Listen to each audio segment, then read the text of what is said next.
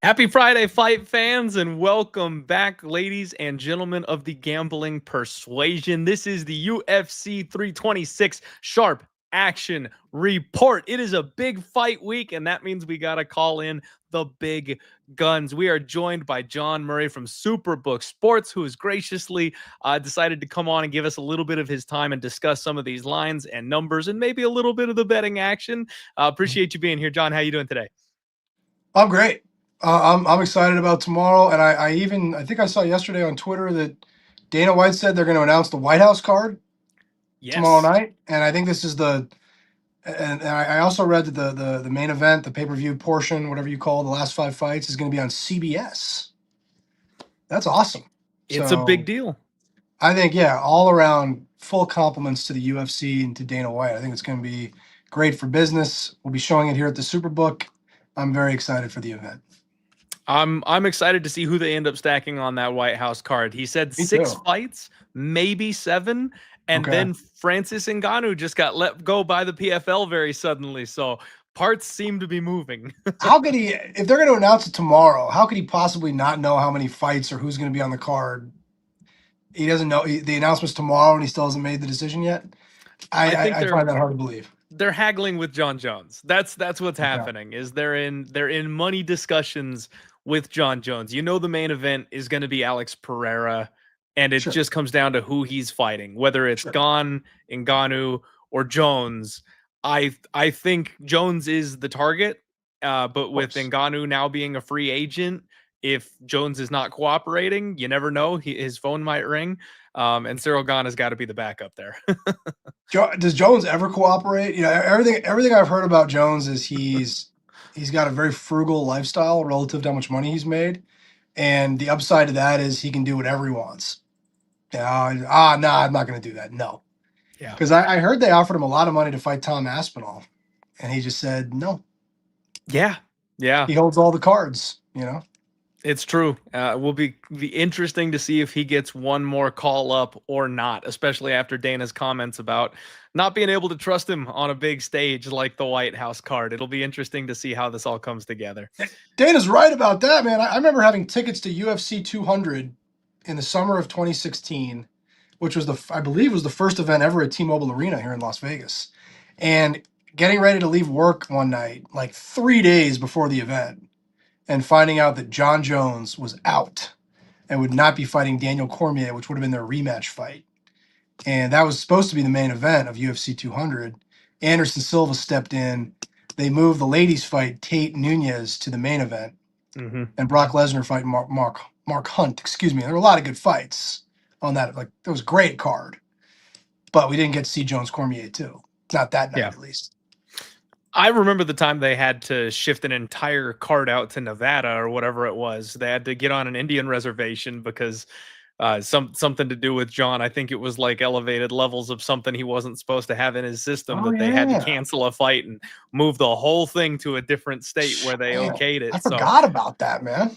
It gets crazy when Jon Jones is involved. and I think the first Jones Cormier fight was supposed to be in like September one year, and they moved it to December or January. And I remember being at that fight because it was the last time Conor McGregor was ever not in the main event. That was the night that Conor knocked out Dustin Poirier at the beginning of both of their careers, but it wasn't the main event. But it was supposed to be headlined by Jones Cormier 1, but it was not. So, yes, Dana's right. You have Jon Jones, you better have a backup plan. Yes, sir. Absolutely. Well, guys, this is UFC 326, and we did lose a fight. It wasn't a Jon Jones fight, but we're down 1 today this morning, it looks like. Jung Young Lee had weight-cutting troubles, so that one is off the board. As you guys know, this is less of a breakdown show. I've already given my opinion on all these fights, and after the weigh-ins, we'll do the Undefeated Post Weigh-In show live tonight, where I'll go over the card one more time. This show is informational. This is where Jon is going to chat with us about the kind of action he is seeing. He works at Superbook Sports in Las Vegas, and so we'll be able to hear kind of what he's seeing from across the table. Starting at the bottom of the card here, Luke Fernandez debuting against Adolfo Bellato. Luke is a minus 220 or so favorite. That number's been playing a little bit of tug of war from what it looks like throughout the week, but he's never slipped down below that 200 mark. Jon, is there anything on this one you want to tell us? I want to tell you a couple of things. I want to tell you got to do all the pronunciations because I can't pronounce these guys' names. I've never heard of either of these guys, and apparently neither of my customers here at the Westgate Las Vegas, because I can't recall the first two fights here have virtually no money on them. Okay. We have a lot of money as we move up the card, a lot of sharper wagers on some of the bigger fights, which I know people like to hear that. But that fight, I'm probably gonna sit that one out, Clint. I don't think I'm gonna watch that one. No one seems to want to bet that fight. We got Fernandez minus 230. We are open, but so far no one seems to be interested. Okay, fair enough. Now, you might actually remember Adolfo Bellato. Do you remember when Paul Craig illegally upkicked that guy and knocked him out? Yeah. And it was that's him. So that was him, huh? Okay. Okay. I do remember that actually. So we already got the word Rafael Tobias and Dyer Nurgajai. Not a whole lot, Jon is saying, the report on that one either. It makes sense. Both Fernandez and Tobias are new to the UFC, and they're facing guys who have terrible UFC records. So it makes sense to me that this is kind of a stay away for a lot of people. We can move up to Sumajiri and Jesus Aguilar. That one is coming up here with Sumajiri being a minus 220 or so favorite, again in that ballpark. I know a couple people that like to take a little nibble here on Jesus Aguilar. Not my appetite, but anything you're seeing on this one? We did. I don't want to classify it as one of our sharper accounts. I'll save that for the next fight. But we did see a little bit of money on Aguilar. So that price has come down a little bit, come down from like 2-1 to the plus 190 it's at right now. Okay. But not one of the more, what would I call it? The accounts that we really follow on UFC. I can't think of the right word right now. Influential. How about that? That's the word. We've got a few influential accounts that dictate the way we move these prices, the way we book these fights. Aguilar was not bet by any of those accounts, but it has come down a little bit. Okay. So Aguilar money on not so sharp accounts, moving that number down a bit. I wouldn't hate a submission sprinkle with that guillotine he's got going, but man, it's a hard sell with the height and reach disadvantage he's going to be at in this fight. Jon did tease us up a little bit here, though, because Cody Durden takes on, ready for this one, Nyman Jargol Tumandembarel in the next fight here at 125 pounds. That's a tongue twister, Jon. I've gotten used to saying Nurmagomedov over the years. Tumandembarel took a little bit of practice. Are any of your listeners out there fact checking that pronunciation? Are we sure that's accurate? I'll just take your word for it. You know what? It might be French-ish. It might be Tumandembari, actually. I've heard it with like an E as opposed to the EL at the end, but I'm pretty sure I'm pretty close on that one. I do have some pronunciation Nazis that get me in the comment section every single week. There's somebody, they like hyphenate it out for me, so they say exactly how I'm saying it wrong. Well, that's why when I do a lot of these interviews, I'll preface it with, yeah, guys, I don't know how to pronounce their names. Okay, give me a break. All right. Let's call him the favorite. Let's call him the favorite in the fight. A lot of sharp money on him. He's moved from minus 145. We're now at minus 175. And that money did come in from one of our more influential accounts here, an account that has done very well this year betting on UFC. They're on, we'll call them NT for short. I like it. We've moved that price from 30 cents in the last 24 hours or so. The wager came in at minus 145. And I think, too, and I've said this before, and it's serious, if you're just going to blindly bet on something that you heard or read is sharp, make sure you're getting something close to what the sharps betted at, price-wise. This account that I'm talking about did not bet the favorite at minus 175. He bet him at minus 145. So if you bet him at minus 170 or minus 165 even, you're not making the same bet he is.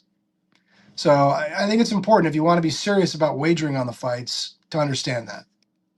That's a very good note. Thank you very much for Yes, that. sir. I will say, John, I might tail on that one simply because Nyman Jargle is a legitimate psychopath. He's out there in the heat of Las Vegas right now. This guy's a real life Mongolian. Like, we're talking fur hat with like leather bound armor on and an eagle on his shoulder. Yeah. And he's out there in the desert dressed that way. Yeah. Anybody who can Wow. handle the heat in that kind of an outfit, he's built different than I am.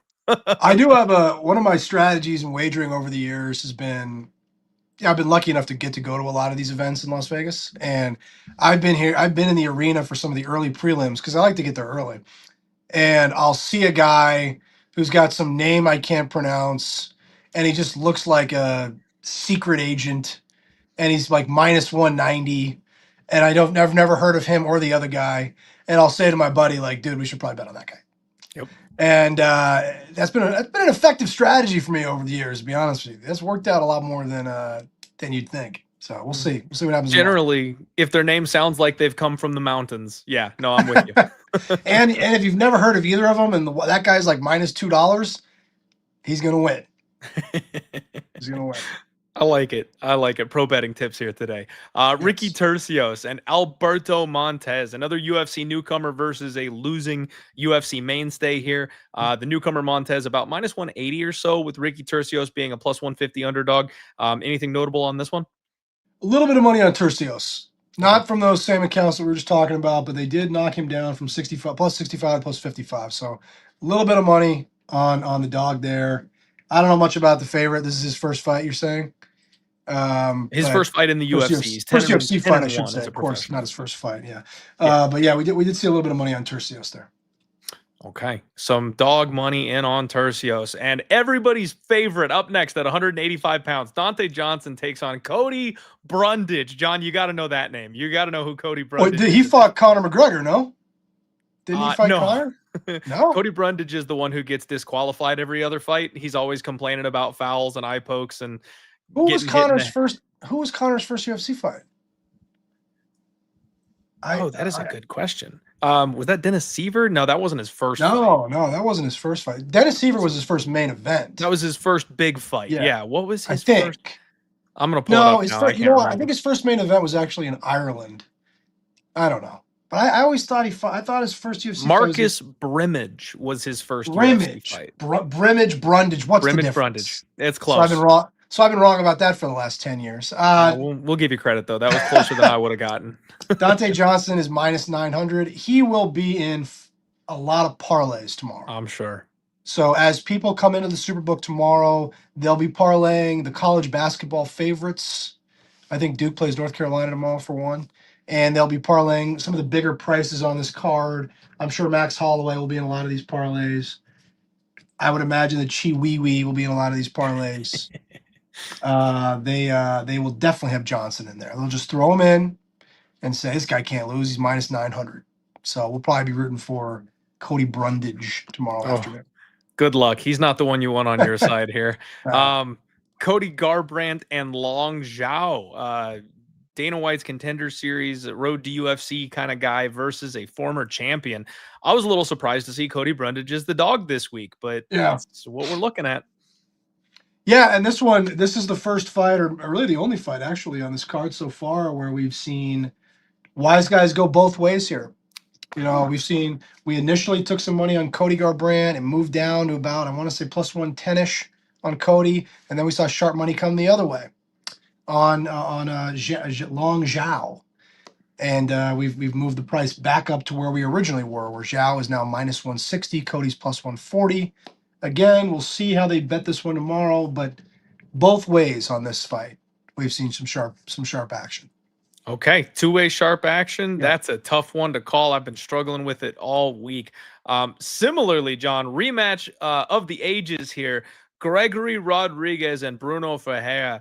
Bruno came into the UFC on short notice for his debut, was a massive underdog to Gregory, and basically one punched him in the first round. So this is an interesting rematch years later, and they're giving Gregory his respect. He's the favorite here again against the guy who knocked him out the last time they fought.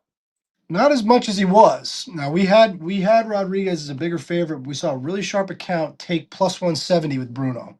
That's Okay. why this price has come down so much. Right? We're all the way down right now to plus 135. And we Wow. we took so we took some really respected money at plus 170. Okay. That is a big significant move, and they're coming down. So we've got Yeah. sharp action on the dog, Bruno Ferreira. Yep. Next fight up, Drew Dober and Michael Johnson. Just a couple of savvy veterans at lightweight here on this one, and a coin flip price tag. What do you see? Well, I think I do have an opinion on this one, and I'll tell you why. Okay. When I saw this price, I said to myself, "Oh, I really like Drew Dauber at that price because I don't trust Michael Johnson." And then we had one of our sharpest accounts come in and take Michael Johnson, Wow. and I said to myself, "Well, it was that obvious for me to take Dauber, and this guy's betting on Johnson. Johnson's got to be the side, right?" So Michael Johnson now a minus 130 favorite. We're gonna need Michael Johnson in this fight. Should be a good one. Two Oh guys that have been boy. around forever. But yeah, the book will be rooting for Michael Johnson here, who I don't trust at all. The But only this is my bet guy. that I've made on this card this week is Drew Dober. That's what I liked when I saw it. I was like, oh yeah, I like that. That looks good. He was like plus 120 at that time, something like that. Yep. And the sharp money here at the Superbook at least came in on the other side. So do Okay. with that information what you'd like to do with it. Well, that never makes me feel comfortable. I'm on the other side of the sharp action there. Yeah. Rob Font versus Chiwiwis here at 135 pounds. Raul Rosas Jr. You mentioned parlays. You're thinking you're going to get a lot of parlay action here on Rosas? Yeah, we do. We will, especially as we get to the end of the main card, because you've got looks like the last three fights, all three of the favorites are over $2, so you'll Hmm. certainly get those three guys parlayed together. Although, correct me if I'm wrong, but haven't underdogs done very well in main events this year in the UFC? I mean, I feel like Very well. it feels like they've done exceptionally well, right? So, We're on a run of, and I think, 3 in a row underdogs in the main event. yeah, I mean, I was lucky enough to be there. Unfortunately, I'm a big Patty fan. I was there when he lost to Gabe G. Ah, I that love one Patty killed me. Pimblett, and Me then too. of course the last UFC was what 2 weeks ago when Sean Strickland. Strickland. Oh, Yep. I'm skipping the Mexico fight. And then You know what? Kavanaugh I was didn't. last week. Yeah, you're right. I forgot.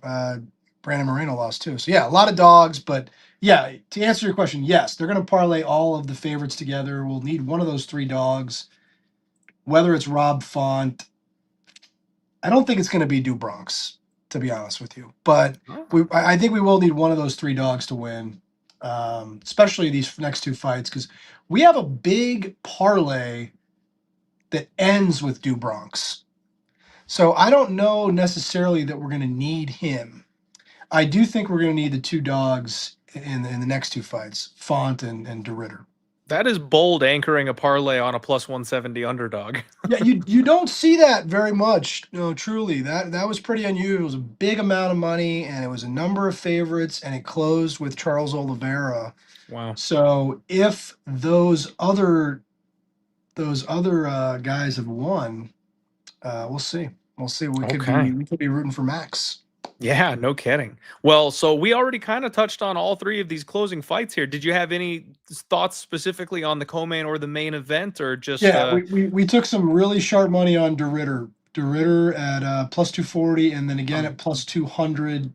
Is that how you pronounce him? yes, it is. I think I'm gonna DeRitter. do it, John. I'm right there. I've been a DeRitter guy since he made it to the Okay. UFC. His I last like him a fight lot. scared me off of it. I'm this close. I might do it today. And now he's the guy who beat Bo Nickel, right? Yes, he is. I like him. I really like him, and we had some really sharp money on him at plus. But again, like I said earlier on the show, they bet him at plus 240 and plus 200. Hmm. The really sharp account came in at plus 240 a few days ago. Sure. So you got to make sure when you're betting on this stuff that this is what you want to do. You have to like this for yourself. You can't just say, "Oh, the sharp guys bet this," and it's like, "Well, they bet it 40 cents ago, guys." So you got to make sure you like it. But we did see DeRitter money. I mentioned we got a big parlay that closes with Dubronx. It sounds like we're going to need Max Holloway, but did see one account that bet Holloway minus 190. That price is long gone, but we did see a sharp account lay minus 190. Yeah, it looks like we're going to be probably going to be rooting for DeRitter, Max, probably Rob Font. We'll see. Should be a good one. Okay. This is an excellent card, you guys. Thank you very much, Jon, for your time and for the info. Any closing thoughts? If you guys have any, offers or anything like that, whatever, shout out. The floor is yours if you have anything you want to chime in here at the end of the show. Well, I'm just so happy now that we show the fights here at the Superbook. Come to the Superbook. If you're in Las Vegas, go to our website. We can reserve a VIP booth or pod to watch these fights. We will be doing, we're going to tighten the margins a little bit on the main event, make it a little bit more fair for the bettors. We'll be showing all the fights here on the big screens. Think you've seen the venue. It's the best sports book in the country. And I can't imagine a better place to watch the UFC unless you're lucky enough to, I guess, be at T-Mobile, because that sure is fun. But I think if you're not at T-Mobile, you could never find a better place to watch the fights than the Superbook. Yep. I can personally vouch for that, you guys. The atmosphere is incredible at the Superbook. If you're in Las Vegas, check it out. Thank you again, Jon. We'll be signing off here, you guys. I'll be back live for the Undefeated post-weigh-in show after the ceremonials this evening for you for one final run-through on this card. Appreciate you. Please hit that like button, get subscribed, and we'll talk to you guys soon. For myself, for John Murray, we're out. We'll see you guys next time.